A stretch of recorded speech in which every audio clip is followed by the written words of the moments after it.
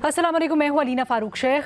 सबसे पहले खैबर पख्तूनख्वा में जो आफत टूट पड़ी है, सुबह से आप देख रहे होंगे न्यूज़ के ऊपर, इस वक्त रेस्क्यू एंड रिलीफ का ऑपरेशन वहाँ पर जारी है और यकीनन इमदादी कार्रवाइयों में टाइम लगता है, तो तब तक हमारी दुआएं खैबर पख्तूनख्वा के साथ हैं। आगे बढ़ते हैं। वज़ीर आज़म पाकिस्तान ने यौम आज़ादी के ऊपर एक बड़ा अहम पैगाम, एक अहम ऐलान किया है, एक अहम पेशकश की है, जिसके ऊपर तंज़िया तबसरा हमने करना है। वज़ीर आज़म ने कहा है जी, मिसाके इस्तेहकाम पाकिस्तान का आइडिया पेश करते हुए मैं दावत देता हूँ तमाम सिविल सोसाइटीज़ को, तमाम शोबाए ज़िंदगी से ताल्लुक़ रखने वाले अफराद को, सियासी जमातों को कि वो आएँ और पाकिस्तान के इस्तेहकाम की खातिर मिलकर बैठें। उन्होंने कहा कि वक्त आ चुका है कि सियासी तकसीम, ज़ाती मफाद और खोखले नारों से बढ़कर पाकिस्तान के लिए इज्तमाई सोच अपनाई जाए। ये भी उन्होंने तफरीक ड्रॉ की कि ये जो मिसाके इस्तेहकाम पाकिस्तान है, ये मिसाके मईशत की बहाली या उस तर्ज पर नहीं होगा, बल्कि पूरी कौम को इकट्ठा करने के लिए कौमी मफाद में एक काविश होगी। वज़ीर आज़म ने दावत तो दी है, लेकिन अब इसके ऊपर भी दो राय पाई जा रही है, मुख्तलिफ आरा हैं कि क्या ये सोच संजीदा है या नहीं है, क्योंकि वज़ीर आज़म साहब ने इसी तकरीब के दौरान दहशत गर्दी का हवाला देते हुए कुछ बात की सियासी एहतजाज से मुतल्लिक। उन्होंने कहा कि जी, एहतजाज का हक़ तो है, लेकिन बगावत और पुरतशद्दुद एहतजाज के ऊपर बिल्कुल टॉलरेंस रही होगी, उसका हक़ नहीं है। क्या कहा वज़ीर आज़म ने, पहले वो सुनिए, फिर इसके ऊपर मज़ीद बात करते हैं। पाकिस्तान में सबको एहतजाज का हक़ है, मगर जलाओ घराव का नहीं। तनकीद का हक़ है, मगर तौहीन और गाली का नहीं। सियासत का हक़ है, मगर रियासत के ख़िलाफ़ बगावत का नहीं, और इसको हम किसी सूरत भी इसको पनपने नहीं देंगे। वज़ीर आज़म की बात आपने सुनी। अब दो मुख्तलिफ पैराओं में लिया जा रहा है। एक तो जो वज़ीर आज़म ने या हुकूमत की तरफ से पेशकश की वज़ीर आज़म ने पाकिस्तान में या इस्तेहकाम पाकिस्तान की एक मिसाक की, उसके ऊपर कहा जा रहा है कि अच्छी पेशकश है और इस अहम मौके के ऊपर करना बड़ा खुशाइंद है, लेकिन फिर इसके खदोखाल क्या होंगे उससे मुतल्लिक अभी बहुत इबहम है। फिर दूसरी तरफ ये जो अभी आपने गुफ्तगू सुनी खुसूसी तौर पर जो एहतजाज से मुतल्लिक, इसको एक ख़ास फ्लेवर या एक ख़ास पैराए में लिया जा रहा है। कुछ लोग इसको 9 में से जोड़ रहे हैं, कुछ लोग इसको एक ख़ास सियासी जमात की तरफ पैगाम की तरह ताबीर कर रहे हैं। ज़रा सब कुछ जायज़ा लेते हैं, तजिया तबसरा करते हैं ये जो पेशकश की गई है हुकूमत की जानिब से के ऊपर। और सवाल कुछ यूँ कि क्या हुकूमत ये जो कौमी इत्तेहाद या मिसाके पाकिस्तान की बात करें, मिसाके इस्तेहकाम की बात करें, इसके लिए संजीदा है? हमें ज्वाइन करें इस डिबेट के लिए मज़हर अब्बास साहब मेरे साथ स्टूडियोज़ में, बेनज़ीर शाह साहबा, फ़खर दुरानी साहब और एजाज़ सैयद साहब भी हमारे साथ मौजूद हैं। मज़हर साहब, आपसे शुरू करते हैं सर। वज़ीर आज़म ने मिसाके इस्तेहकाम पाकिस्तान की बुनियाद रख दी है या उसके लिए दावत दे दी है? कितनी संजीदा है ये, और ख़ासकर जब वो ये डिफ्रेंशिएट भी कर रहे हैं कि मिसाके मईशत नहीं होगा, ये कौमी यकजहती के लिए एफर्ट है? देखिए, सबसे पहले तो आज जो खैबर पख्तूनख्वा में तबाही आई है, मेरा ख़्याल है इसको कौमी सानहा डिक्लेयर करना चाहिए वज़ीर आज़म को, क्योंकि बहुत ज़्यादा तबाही आई है। अभी तो रिपोर्ट्स आ रही हैं, तो इसको नेशनल लेवल पे एक नेशनल ट्रेजेडी डिक्लेयर कर गए हैं वज़ीर आज़म। दूसरी बात यह कि जो उन्होंने बात की है, देखना ये कि वज़ीर आज़म ख़ुद कितने संजीदा हैं। देखिए, हमने इस तरह की तकारीर, इस तरह की बातें बहुत माजी में सुनी हैं, हमने मीसाक भी किए हैं। ख़ुद वज़ीर आज़म बताएं कि मीसाक जमहूरियत पर कितना अमल हुआ। मीसाक जमहूरियत ही दरअसल मीसाक इस्तेहकाम पाकिस्तान बन सकता है, आज भी बन सकता है। एक उन्होंने कल तकरीर की, वो अगर वाकई संजीदा हैं तो फिर पार्लियामेंट में आके पूरा एक बयान दें, उसके खदोखाल बताएं, उससे क्या मुराद है उनकी, क्योंकि इस मुल्क में बगावत हो, गद्दारी हो, इसकी इंटरप्रिटेशन हर हुकूमत अपने अंदाज में करती रही है। तो क्लैरिटी ऑफ थॉट्स बहुत ज़रूरी है। और फिर उसकी इब्तिदा कैसे की जाए? उसकी इब्तिदा तो अगर गवर्नमेंट के लेवल पे कर सकते हैं तो आप माजी को भुला के कर सकते हैं। आप जो सियासी कैदी हैं उन सब की रिहाई की बात कर सकते हैं, उसकी पेशकश कर सकते हैं, उसमें माजी को भुला कर आगे बढ़ा जाता है। उसके खदोखाल जब वज़ीर आज़म बताएँ, उसके बाद लीडर ऑफ द अपोजिशन और दीगर सियासी जमातें बताएँ, फिर चाहें तो दोनों मुत्तफ़िक़ होकर, क्योंकि पार्लियामेंट सबसे सुप्रीम हमारे यहाँ फ़ोरम होता है और आइन उससे भी सुप्रीम होता है। कल ये बात इस वक्त करने की है या नहीं है, लेकिन मुझे देखकर बड़ा अफसोस हुआ। हुकूमत जो होती है वो सर्व करती है, और हुकूमत का मोटो ही यही होता है कि we are here to serve the people. हुकूमत ख़ुद अवार्ड नहीं देती अपने आप को। हमने कल ये तकरीब, अजीब व गरीब तकरीब देखी जहाँ हुकूमत अपने ही को अवार्ड दिया जा रही थी। ये वो चीज़ें हैं जिससे बहुत से सवालात उठते हैं। तो कल जो वज़ीर आज़म ने ये स्टेटमेंट दिया, क्योंकि इससे पहले वो मीसाक़ मईशत की भी बात कर रहे थे, आज उन्होंने इससे पहले नवाज़ शरीफ साहब और बेनज़ीर भुट्टो ने बहुत तारीख़ी मीसाक़ जमहूरियत किया था और उसमें अपनी गलतियों का एतराफ़ भी किया था। उस एतराफ़ के बाद लेकिन हमने देखा कि उस पर अमल नहीं हो सका। आज भी अगर आप देखें तो अगर मीसाक़ जमहूरियत पर अमल होता तो ये हाइब्रिड सिस्टम नहीं आता। तो सबसे पहले तो इस प्राइम मिनिस्टर या गवर्नमेंट के लेवल पे कोई ठोस चीज़ सामने आनी चाहिए, क्योंकि अभी तो एक बयान दे दिया ना आपने कि जी मीसाक़, और फिर उसके बाद जो आपने दहशतगर्दी के हवाले से वो उसकी भी इंटरप्रिटेशन अलग अलग हो सकती हैं। कोई किसी को किसी अंदाज में देखता है और हमारे यहाँ यही सबसे बड़ी प्रॉब्लम है कि हमने डिफ़ाइन नहीं किया कि जी हम किसी को भी उठा के दहशतगर्दी में बंद कर देते हैं। आप देख लें इंसदाद दहशतगर्दी के कवानीन में कितने लोगों को बंद कर दिया। तो क्लैरिटी ऑफ थॉट मुझे अभी भी नज़र नहीं आती। ये एक स्टेटमेंट है, एक तकरीर में उन्होंने बहुत सी बातें की, उसमें ये भी बात कर दी। अब इन बात को अगर उन्होंने वाकई वो संजीदा हैं और हुकूमत या कोलिशन गवर्नमेंट संजीदा है तो फिर प्राइम मिनिस्टर पार्लियामेंट में आके एक तकरीर करें, उसका बाकायदा एक तहरीरी तौर पर अगर हो तो और ज़्यादा अच्छा है। वो आप डिस्ट्रीब्यूट करें सारे उसमें कि आपके क्या उसके बारे में मीसाक़ इस्तेकाम पाकिस्तान के बारे में क्या वो है। मैं तो समझता हूँ कि मीसाक़ जमहूरियत ही मीसाक़ इस्तेकाम पाकिस्तान को करार देना चाहिए, लेकिन उसमें ज़ाहिर है सारी जमातें ऑन बोर्ड होनी चाहिए। आपने जहाँ एहतजाज की बात की, जहाँ आपने तनकीद की बात की, तो आपने तो तनकीद भी ख़त्म कर दी है। अब तो तनकीद भी ज़रा मुश्किल हो गई है उसमें। तो देखना पड़ेगा कि आप जो कवानीन बना रहे हैं हुकूमत, क्या उसमें तनकीद की भी गुंजाइश रहती है उसके अंदर। इन सारी चीज़ों को ओवरटर्न करना पड़ेगा, लेकिन मुश्तरका तौर पे करें। आप बुलाएं वज़ीर आज़म, कोई कॉन्फ्रेंस बुलाएं, सारे जो जमातें पार्लियामेंट में नहीं हैं उनको बुलाएं, उनसे राय लें। एक संजीदा कोशिश अगर शुरू करें तो फिर हम देखेंगे कि उसके नताइज क्या हैं, क्योंकि action speak louder than words. जब तक आपका एक्शन नहीं होगा और एक्शन ये बताएगा नहीं कि आप वाकई संजीदा हैं इस मामले में, तब तक आप जो है वो इसके अलावा कोई और बयान देते रहें, अपोजिशन कोई और बयान देती रहे। आपको सिर्फ ये बयान लग रहा है, इससे ज्यादा कुछ संजीदगी इसलिए कि कोई खदोखाल नहीं है ना। बिल्कुल सही बात है। आपका मुराद क्या है मीसाक़ इस्तेकाम पाकिस्तान से, क्या मुराद है आपकी? अच्छा, मेरे इससे मुतालिक मजीद सवालात हैं, जरा पूरे पैनल की एक सेंस ले लें, उसके बाद आती हूँ आपके पास वापस। फ़खर दुरानी साहब, आपकी क्या राय है? क्या आपको भी ये सिर्फ एक बयान अलामती लगता है, सिम्बॉलिक बयान लगता है, या फिर आपको लगता है कि वज़ीर आज़म ने इस अहम मौके के ऊपर ये बात की है तो आगे ये संजीदा कोशिश में टर्न आउट करेगा? शुक्रिया अलीना। मेरा ख्याल है कि ये इसके ऊपर पहले ही संजीदगी से काम होना शुरू हो चुका है। आपको याद हो 2 दिन पहले जो एक बड़ी अहम पेशरफ्त हुई है, उसमें जो स्पीकर साहब की तरफ से ऐलान किया गया है कि वो अपोजिशन के साथ बातचीत के लिए और मुज़ाकरात के लिए कोई दोबारा से आगाज़ करना चाह रहे हैं। इससे पहले भी एक अटैम्प्ट हुई, जो मदर साहब कह रहे थे कि ये शायद कोई संजीदगी का नज़र आएगा तो उसके बाद ही होगा। उससे पहले भी हुकूमत की तरफ से एक कोशिश की गई थी, कमेटी भी बनाई गई थी, मुज़ाकरात के 2-3 दौर भी चले थे। ये और बात है कि जो डेडलाइन दी गई थी PTI की अपनी तरफ से, उससे पहले ही इमरान खान की तरफ से जो है कमेटी को डिसॉल्व करके मुज़ाकरात ख़त्म करने का ऐलान किया गया था। ये जो हुकूमत की तरफ से संजीदगी है या नहीं है, हमें साथ साथ दूसरा पहलू भी देखना होगा कि क्या जो अपोजिशन की सबसे बड़ी जमात है उसकी तरफ से संजीदगी है या नहीं है। देखें, इमरान खान की हमें उसके लिए सियासत को भी समझना चाहिए। इमरान खान पहले भी मीसाक़ जमहूरियत का जो है वो हिस्सा नहीं बने थे और अब भी किसी तौर के ऊपर वो नहीं बन सकते। उसकी बुनियादी वजह है, उसकी वजह यह है कि इमरान खान का पूरा सियासी आप वो देख लें, दौर देख लें, जितनी भी उन्होंने सियासत की है वो सिर्फ इन 2 सियासी जमातों के ख़िलाफ़ ही की है।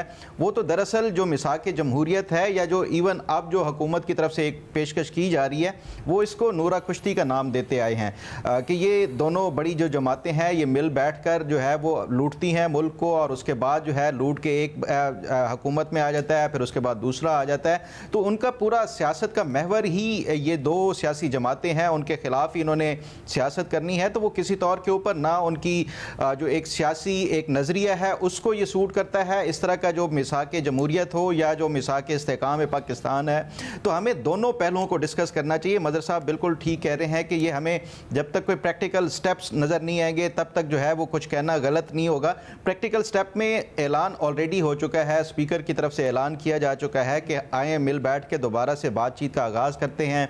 जो आपकी तरफ से कुछ वो होंगे शिकवे शिकायत। फखर साहब, आपने यहाँ पाकिस्तान तहरीक इंसाफ की बात की, उसके अलावा भी अपोजिशन जमातें और है, वो तो बाद में देखी जाएगी ना कि पीटीआई शामिल होती है नहीं, लेकिन पहले हुकूमत की तरफ से तो कोई हो ना। आपने शुरू इस बात से किया कि आपको लगता है बड़ी संजीदा एफर्ट है ये, क्यों?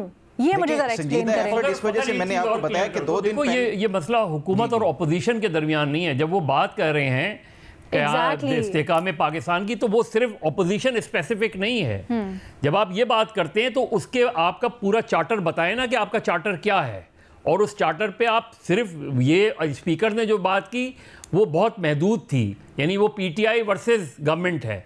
यहाँ वो जो बात कर रहे हैं वो पीटीआई वर्सेस गवर्नमेंट बात नहीं कर रहे हैं, वो लार्जर कॉन्टेक्स्ट में बात कर रहे हैं। सोसाइटी नाम नहीं है उन्होंने खुद, सिविल सोसाइटी दीगर हल्के। उसमें सिविल सोसाइटी सबसे बड़ा जो मसला आ रहा है वो सियासी अदम इस्तेकाम का ही आ रहा है, और सियासी अदम इस्तेकाम की वजह से ही सवालात उठाए जा रहे हैं कि यहाँ पे ह्यूमन राइट्स की वायलेशन हो रही है, सियासी तौर के ऊपर एक दूसरे को विक्टिमाइज़ किया जा रहा है। तो असल बुनियादी जो वजह जिसकी वजह से ये इस्तेकाम मिसाक इस्तेकाम की ज़रूरत पड़ रही है वो तो सियासी ही है। और सियासत में इस टाइम जो अपोजिशन की पीटीआई ही सबसे बड़ी जमात है, और अगर वही एग्री नहीं कर रही और वही रजामंद ना हो या संजीदा ना हो तो फिर ये तमाम तो फिर उनके साथ तो कोई उसका साथ हो भी तो ये रहा है ना, सिर्फ जलाओ घिराओ तो नहीं हो रहा ना। एक मिनट माजरत, हम सिर्फ पीटीआई स्पेसिफिक कर रहे हैं, पहले हम हुकूमत के ऊपर वो किस तरह से, अगर उन्होंने इतनी बड़ी ऑफर की है कि वो बिठाना चाहते हैं सबको साथ, तो उसके लिए भी तो आगे कुछ होना चाहिए ना। फखर, आप कह रहे काम शुरू हो चुका है, क्या काम है? देखें उस काम में यही है कि सियासी जमातों के हवाले से अगर वो स्पीकर ये कह रहे हैं और उसके बाद जो फर्दर कोई इसमें डेवलपमेंट भी हो सकती है, जो अपोजिशन की पार्टीज बैठेंगी वो अपनी इनपुट देंगे कि अगर इसमें सिविल सोसाइटी है, दीगर जो सेगमेंट ऑफ सोसाइटीज़ हैं उसको शामिल करना है। ये एक इनिशिएटिव की बात हो रही थी, तो उसमें इनिशिएटिव तो ऑलरेडी लिया जा चुका है। बेनज़ीर, क्या आप इस चीज़ से इत्तेफाक करती हैं? हम कुछ दिनों पहले जब बात कर रहे थे ये मुज़ाकरात से मुतल्लिक, तो इस चीज़ के ऊपर आकर हम रुके, और बल्कि आपने नुक्ता, आपको लगता है कि सबको इसमें इकट्ठा करना चाहिए। वज़ीर आज़म ने जिस तरह की दावत दी है और पूरे पाकिस्तान को इकट्ठा करने की बात की है, कितनी आपको इसमें संजीदगी नज़र आ रही है इस वक्त? अलीना, मैं मज़हर साहब से थोड़ा सा इख्तिलाफ करूँगी। मेरे ख्याल से क्लैरिटी ऑफ थॉट है। क्लैरिटी ऑफ थॉट है कि वो जैसे इंग्लिश में कहते हैं ना, माई वे और द हाई वे। जो हम चाहते हैं, जैसे हम चाहते हैं वैसे ही होगा, वरना आपको सियासत करने का हक नहीं है इस मुल्क में। और वज़ीर आज़म ने तो बड़ा खुल के कह दिया है कि वो फैसला करेंगे, ये रियासत, ये हुकूमत फैसला करेगी कि मुल्क में सियासत कौन कर सकता है और कौन नहीं कर सकता। ये हमारे आइन में तो वैसे ये हक अवाम को दिया हुआ है, वोटर्स को दिया हुआ है, लेकिन वज़ीर आज़म कह रहे नहीं, हम फैसला करेंगे कि किसको ये हक मिलेगा।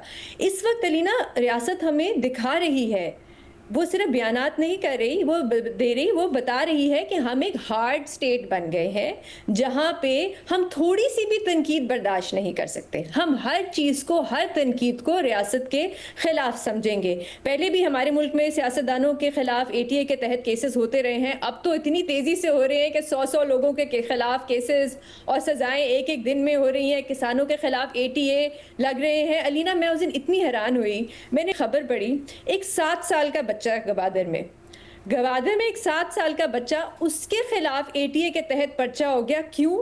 क्योंकि उसने टिकटॉक पे किसी एक्टिविस्ट की तकरीर शेयर की थी। तो ये बिल्कुल ठीक है अलीना, बस कोई एक्टिविस्ट था, उनकी तकरीर उस बच्चे ने टिकटॉक पे लगाई, उसके खिलाफ ATA का पर्चा हो गया, दहशतगर्दी का मुकदमा हो गया उसके खिलाफ। बिल्कुल अलीना, और अब आप देखें, बिल्कुल ये बात ठीक है वज़ीर आज़म की कि जलाओ घराओ नहीं होना चाहिए और इस किस्म की सियासत नहीं होनी चाहिए, लेकिन अलीना रियासत को, हुकूमत को तनकीद सुनने का और बर्दाश्त करने का हौसला भी होना चाहिए। पूरी दुनिया में आपके पब्लिक ऑफिस होल्डर्स जो होती हैं उन पर सबसे ज़्यादा तनकीद होती है, सबसे सख्त तनकीद होती है, उनको बर्दाश्त करनी पड़ती है क्योंकि उन पर इतनी बड़ी जिम्मेदारी है। और जहाँ तक 9 मई की बात है अलीना, हम तो इस पैनल पे सब ने ये कहा है, मेरे ख्याल से कोई नहीं होगा जिसने नहीं कहा कि जिन्होंने ये किया उनको आप सख्त से सख्त सजाएं दें। लेकिन कौन है जो 9 मई के मुकदमात को सीरियस नहीं ले रहा? वो रियासत है। आप अगर ये जो अभी आए हैं फैसले आप पढ़े, और मैंने तो वो 4 फैसले पढ़े हैं अभी तक जो आए हैं, ऐसा लगता है जैसे मजाक है कि 3-4 पुलिस अफसरान जो पता नहीं किस तरह इमरान खान साहब के घर में घुस गए और उन्होंने एक जूम मीटिंग में सब कुछ सुन लिया, उनके बयानात पे पूरे आपने केसेस बना दिए। अभी वो ATA लाहौर का केस आया, मैं पढ़ रही थी, मैं समझी मैंने गलत शायद पढ़ा है, मेरे 2-3 दफ़ा दोबारा पढ़ना पड़ा। उसमें लिखा हुआ था जज ने कि जो PTI के वकला हैं उन्होंने पुलिस से पूछा कि आप अंदर घुसे कैसे? वहां पे तो बड़ी सिक्योरिटी थी, बहुत ज्यादा कारकुनान थे 9 मई से पहले इमरान खान साहब के घर के बाहर, तो आप अंदर कैसे गए? कोई वीडियो रिकॉर्डिंग होगी आपके पास, कोई ऑडियो रिकॉर्डिंग होगी आपके पास? तो जज साहब ने सोचा कि नहीं, मैं इस मामले का दिफा करता हूं, और उन्होंने कहा नहीं, सीक्रेट पुलिस ऐसे ही दुनिया में काम करती है। मैंने गूगल किया है, मैंने गूगल पे चेक किया, गूगल ने मुझे बताया। अब आप मुझे बताएं अलीना, इस किस्म के आप केसेस बनाएंगे, इस किस्म का आप सबूत लेके जाएंगे अदालत में, तो क्या लगता है कि रियासत सीरियस है? तो अलीना मेरी राय में तो अगर आप वाकई में इस्तेकाम चाहते हैं, स्टेबिलिटी चाहते हैं, तो राय, दूसरे इख्तिलाफ राय का एहतराम करें, लोगों को स्पेस दें, सिविल सोसाइटी को स्पेस दें। जिनको आप बुला रहे हैं उनको आप स्पेस तो दे नहीं रहे, उनको आप बंद करने की कोशिश कर रहे हैं। लोगों के सवालों का जवाब दें, ऑपोजिशन को स्पेस दें, उनको सियासत करने दें। यहाँ पे ऑपोजिशन एहतजाज करने निकलती है, आप पहले से ही फैसला कर देते हैं कि ये जलाओ घराव करेंगे, आप सड़कें जाके बंद कर देते हैं, आप इंटरनेट बंद कर देते हैं, सिविल सोसाइटी निकलती है तो आप इंटरनेट बंद कर देते हैं, और फिर आप कहते हैं लोग निकले नहीं। तो अगर आप चाहते हैं कि रियासत में, हुकूमत में एतमाद बढ़े, तो लोगों को स्पेस दें। ये एक ऑर्गेनिक सी चीज़ होती है जो स्टेबिलिटी होती है। ये ऐसे नहीं होता कि आप बैठ के फैसला करें और बस एकदम से मुल्क में स्टेबिलिटी आ जाएगी। एजाज, आपकी इसके ऊपर क्या राय है? अलीना, बहुत बहुत शुक्रिया। अलीना, मेरे ख्याल में जो प्राइम मिनिस्टर का बयान है वो कोई कम्प्रीहेंसिव उसके ऊपर होमवर्क नहीं हुआ, उसकी बुनियादी जो जुज़ियात हैं वो मुकम्मल नहीं है। उसकी वजह यह है कि पाकिस्तान की रियासत को जो सियासी इस्तेहकाम है उसको खैबर पख्तूनख्वा में एक डिफरेंट चैलेंज है, उसको बलूचिस्तान में एक डिफरेंट चैलेंज का सामना है, उसे पंजाब में और सिंध में ऑल टुगेदर बाकी सूबों की बनिस्बत डिफरेंट चैलेंजेस का सामना है। आप अगर पंजाब और सिंध की बात करें तो वहाँ पर तो आप बात कर सकते हैं, या खैबर पख्तूनख्वा की एक हिस्से की बात करें वहाँ पर तो आप बात कर सकते हैं कि PTI एक बड़ा चैलेंज है, पर्टिकुलरली पंजाब में और खैबर पख्तूनख्वा में। लेकिन सिंध में जो कौम परस्त जमातें हैं उनका पर्टिकुलरली ये जो नहरों वाला जो इशू आया, पानी का जो इशू आया, उसके ऊपर ऑल टुगेदर एक डिफरेंट चैलेंज है। बलूचिस्तान में 2 तरह का चैलेंज है। एक तो वो है कि जो लोग बंदूक उठाकर रियासत के ख़िलाफ़ एक मुसल्ला कार्रवाई कर रहे हैं, उनके ख़िलाफ़ फ़ौजी कार्रवाइयाँ हो रही हैं, और बिल्कुल जो रियासत के ख़िलाफ़ बंदूक उठाए, अपनी माँ के ख़िलाफ़ बंदूक उठाए, बिल्कुल उसके ख़िलाफ़ कार्रवाई होनी चाहिए। लेकिन वहाँ पर कुछ और लोग भी हैं जो आईने पाकिस्तान के तहत with in the limits of that constitution वो एहतजाज कर रहे हैं। उनके कुछ नुमाइंदे यहाँ पर इस्लामाबाद में भी मौजूद हैं। क्या आप उनकी बात सुनने के लिए तैयार हैं? Answer is no. आपने उनकी लीडर को गिरफ़्तार कर लिया है। इसी तरह खैबर पख्तूनख्वा में PTI एक चैलेंज है जिसका सारा मरकज़ा, चाहे वो पंजाब में हो या खैबर पख्तूनख्वा में हो, वो जाके खान साहब से मिलता है क्योंकि वो रेडी नहीं है बात करने के लिए, बैठने के लिए। वो तो एक अलग मामला हो गया। लेकिन खैबर पख्तूनख्वा में जिस तरह का एहतजाज बलूचिस्तान में हो रहा है उस तरह का एहतजाज खैबर पख्तूनख्वा में भी हो रहा है। क्या आप उनकी बातें सुनने के लिए तैयार हैं? Answer is no. अब आ जाते हैं मरकज़ी लेवल के ऊपर। मरकज़ी लेवल के ऊपर जो मेन अपोजिशन जमात है जो बार बार एहतजाज की कॉल देती है, और प्रॉब्लम ज़ाहिर पैदा होता है कि अगर आप गवर्नेंस कर रहे हैं, क्या वो बातचीत आपसे करने के लिए तैयार है? Answer is no. अगर कोई भी ये जो स्टेक होल्डर्स मैंने गिनवाए हैं वो जो 2 बात करने के लिए तैयार हैं, उनसे बात करने के लिए आप तैयार नहीं हैं। जो तैयार नहीं है उनके बारे में आप बैठ के कहते हैं कि जी हम बात करने के लिए तैयार हैं और इस्तेकाम पाकिस्तान करेंगे। देखिए, उससे पहले होमवर्क की ज़रूरत होती है। और होमवर्क क्या है? बुनियादी होमवर्क ये है कि आप बलूचिस्तान में जो कॉन्स्टिट्यूशन को मानने वाले और कॉन्स्टिट्यूशन के मुताबिक एहतजाज करने वाले हैं उनसे पहले जाकर पैगाम दें, उन्हें मैसेज दें, उन्हें बताएं कि आप बात करना चाहते हैं और उनकी अगर कोई शिकायतें हैं पॉलिटिकल, उनको आप हल करना चाहते हैं। इसी तरह खैबर पख्तूनख्वा में अब रह गया पाकिस्तान तहरीक इंसाफ का मामला या इमरान खान साहब का मामला, अभी हमारे बड़े हैं मज़हर साहब, उन्होंने कहा कि जी जो अगर मिसाक जमहूरियत चलती तो ये हाइब्रिड रजीम ना आती। मैं बड़े अदब से इख्तलाफ करूँगा उनसे। देखिए, मिसाक जमहूरियत चली तो इसी वजह से 2014 में जब इमरान खान साहब उस वक्त की इस्टेब्लिशमेंट की आशीर्वाद से जो हुकूमत गिराने यहाँ पर आए थे, तो वो हुकूमत बच गई। तमाम जमातें जिन्होंने मिसाक जमहूरियत को रेटिफाई किया था 2006 में, वो तमाम जमातें पार्लियामेंट में खड़ी हो गई एक बंदे के साथ और एक हुकूमत के साथ। वो उस वक्त की मुस्लिम लीग नून हुकूमत थी। आल दो के उसको रेटिफाई तो खान साहब ने भी किया था, लेकिन खान साहब उस वक्त इस्टेब्लिशमेंट की आशीर्वाद से हुकूमत गिराने आए थे। हाँ, जो मिसाक जमहूरियत है उस पर मुकम्मल या कुल्ली तौर पर अमल दरामद नहीं हुआ। हाइब्रिड रजीम पैदा करने की अगर आप जिम्मेदारी आयद करते हैं तो मेरा ये ख्याल है कि वो सबसे पहले खान साहब के ऊपर आयद होती है, पाकिस्तान तहरीक इंसाफ के ऊपर आयद होती है। और जब खान साहब 2018 में इक़्तिदार में आए थे, वो उसी हाइब्रिड सिस्टम का नतीजा था।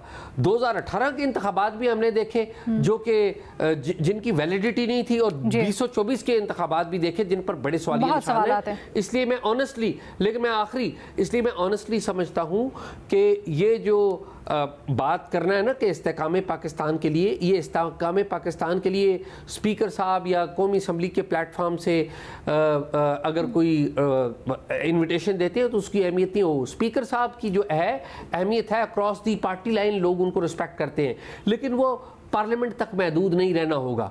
एक ब्रॉडर कंसेंसस करना होगा और उन तमाम लोगों को मेज़ पर बिठाना होगा जो बात करने के लिए आपसे तैयार हैं। जो बात नहीं करना चाहते वो बाद में जब जिनसे बात आप कर लेंगे बलूचिस्तान में और खैबर पख्तूनख्वा में, तो वो भी खुद ब खुद आ जाएंगे। सबने बड़ी बड़ी अहम बातें की हैं, इससे मुख्तलिफ नुकात निकल रहे हैं। मजीद बात करें, एक छोटी सी हमने ब्रेक लेनी है, उसके बाद इसको डिस्कस करते हैं फर्दर।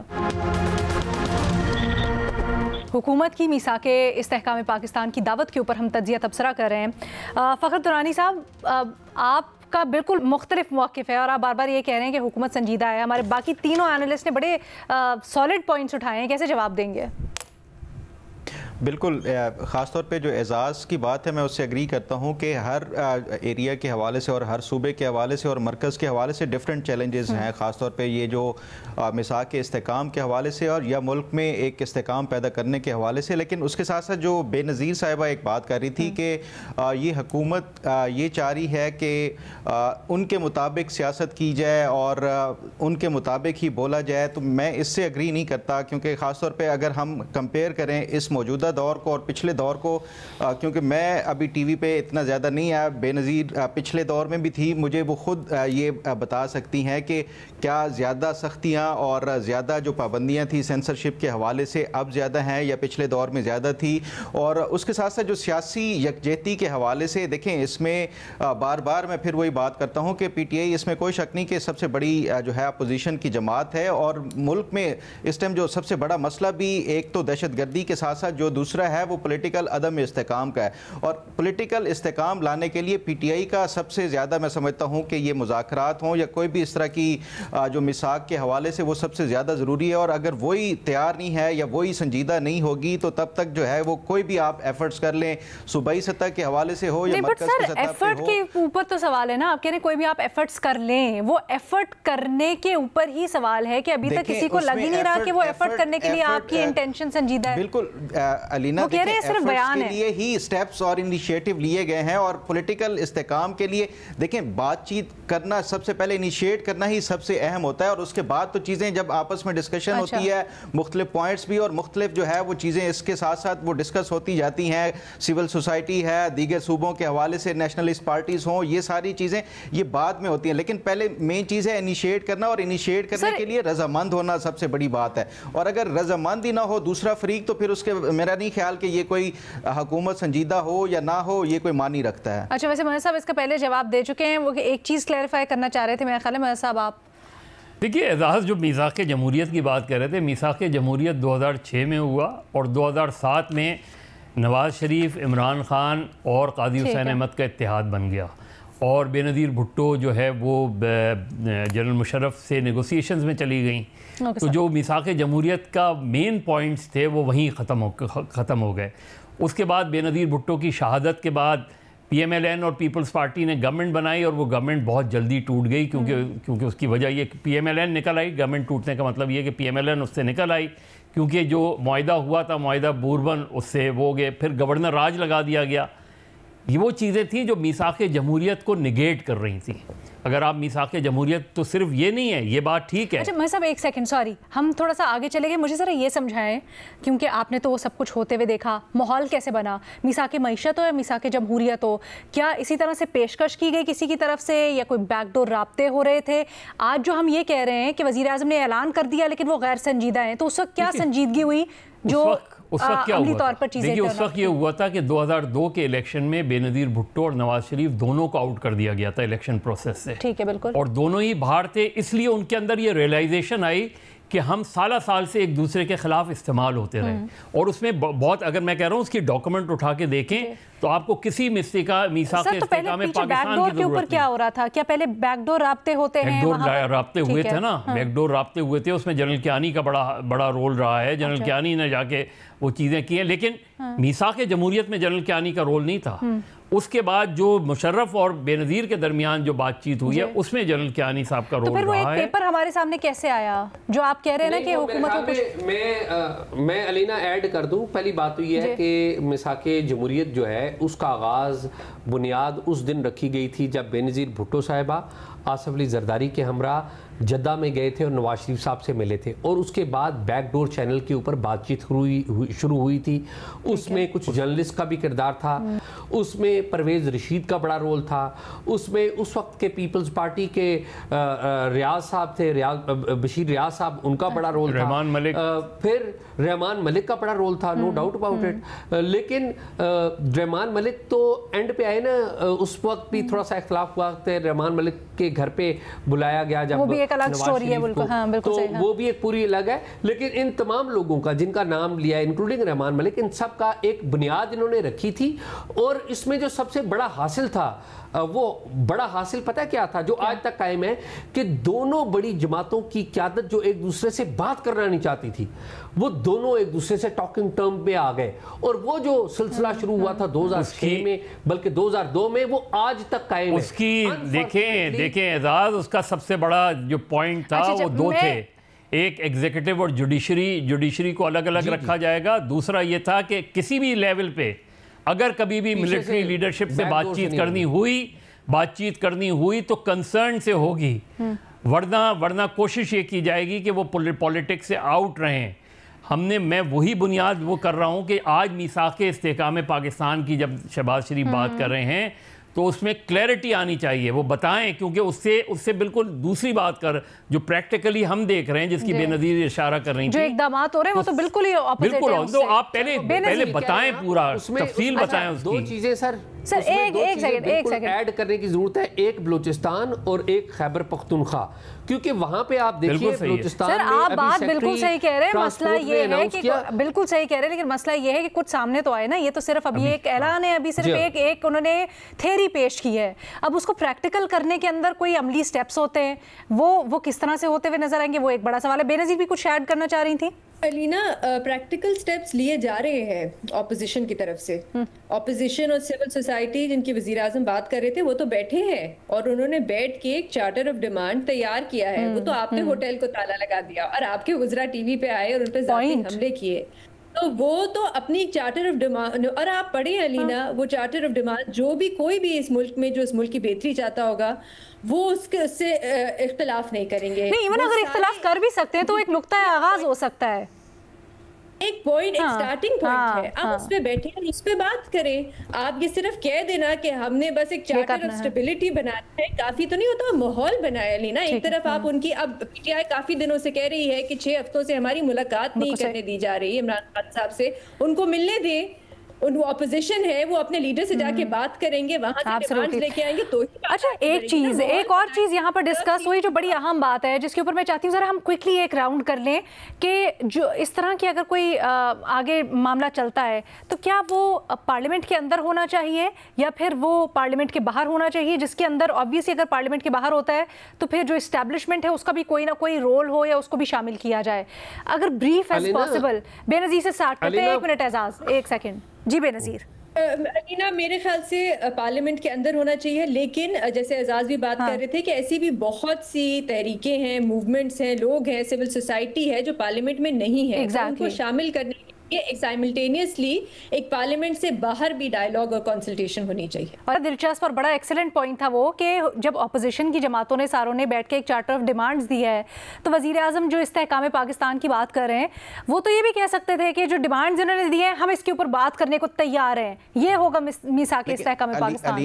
ये संजीदगी की बात हो रही थी, तो उसमें मेरा ख्याल है कि ये क्या अपोजिशन की जमातों ने अप्रोच किया है हुकूमत से और क्या अपोजिशन की जमातों को डॉक्यूमेंट है सर, यूज कर दिया गया है। देखें, मीडिया के ऊपर बैठ के एक प्रेस कॉन्फ्रेंस करना ये संजीदगी नहीं होती। संजीदगी यही होती है कि आप सीरियसली कोई एफर्ट कर रहे हैं, आप हुकूमत से करें, अप्रोच करें। हम बातें कर सकते हैं, बिल्कुल कर सकते हैं, मैं भी 100 तरह से वो कर सकता हूं, लेकिन ये असल जो संजीदगी होती है दोनों फरीकैन को जब एक दूसरे के साथ आप प्रैक्टिकली या बिल्कुल आपने जब तक संजीदगी से अप्रोच करके अगर उसके बाद भी आपकी डिमांड्स या उसके हवाले से कोई वो बातचीत नहीं होती तो फिर मेरा ख्याल है कि उसके ऊपर बात की जा सकती है, लेकिन ऐलान करके और उसके ऊपर फिर एतराज कर देना, ये मैं नहीं समझता कि ये एक कोई संजीदा एफर्ट होती है। चलें ठीक है, मैं तो समझता हूं कि महमूद खान अचकज़ई को कमेटी का सरबराह बना दें और तमाम लोगों से बातचीत का आगाज करें। सर करने को तो 100 चीजें हो सकती हैं ना, लेकिन आप देखते हैं कि इसके ऊपर क्या करते हैं। करने को तो बहुत कुछ हो सकता है सर, करने को तो सकती है, लेकिन पॉइंट ये था आज का भी कि करने वाले होने चाहिए और वो इंटेंट होनी चाहिए करने की।